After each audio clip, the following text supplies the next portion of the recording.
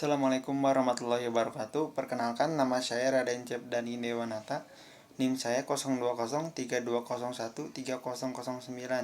Asal prodi dari Teknik Informatika. Saya di sini akan menjawab soal-soal dari soal UAS kewarganegaraan.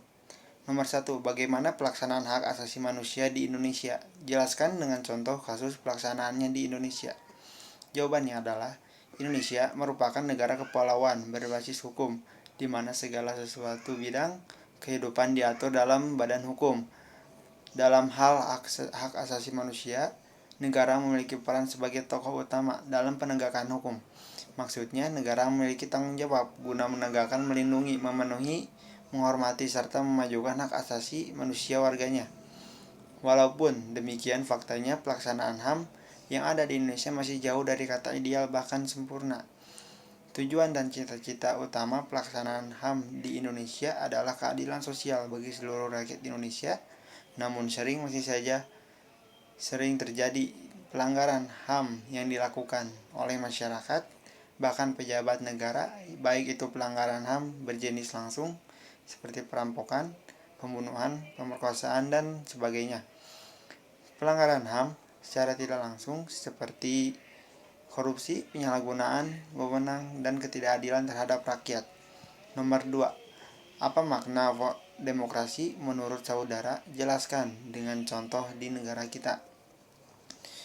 Sistem politik yang memberikan kekuatan untuk memilih pemimpin, rakyat, dan pemerintah secara bebas serta adil dalam pemilihan umum, memberikan kebebasan bagi individu sebagai warga negara untuk dapat aktif berpartisipasi di dalam politik dan sebagai warga negara, memberikan perlindungan kepada hak asasi pada warga negara, menghasilkan sebuah aturan yang berlaku kepada semua warga negara tanpa ada pandang bulu. Nomor 3. Apa fungsi wawasan Nusantara dalam kehidupan sehari-hari? Berikan 5 penjelasannya. 1.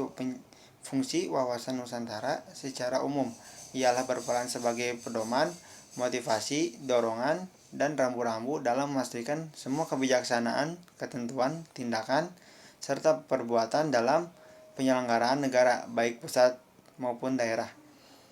Nomor 2. Fungsi wawasan Nusantara sebagai konsepsi pertahanan nasional, yaitu sebagai konsep dalam pembangunan, pertahanan, keamanan, serta kewilayahan. 3. Fungsi wawasan Nusantara sebagai pembangunan nasional, yaitu meliputi kesatuan politik, sosial, dan ekonomi, sosial dan politik, kesatuan pertahanan, serta keamanan. 4. Fungsi wawasan Nusantara sebagai pertahanan dan keamanan, yaitu pandangan geopolitik Indonesia sebagai satu kesatuan pada seluruh wilayah serta seluruh kekuatan negara. 5. Fungsi wawasan Nusantara sebagai wawasan kewilayahan, yaitu pembatasan negara untuk menghindari adanya sengketa antar negara tetangga.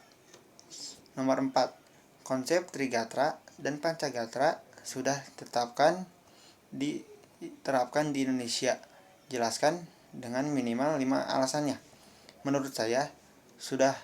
Yang pertama, antara Trigatra dan Pancagatra sangat terikat di Indonesia. Maksudnya, setiap isi dari masing-masing gatra berjalan bersamaan dengan pelaksanaannya.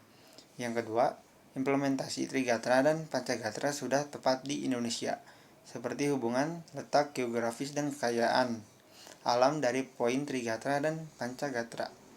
Yang ketiga, masyarakat di Indonesia bisa melaksanakan isi dari Trigatra dan Pancagatra secara bersamaan.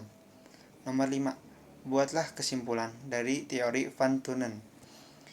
Gagasan utama yang dapat diambil dari teori Van Tunen adalah bahwa tata guna lahan akan mempengaruhi nilai sewa suatu lahan.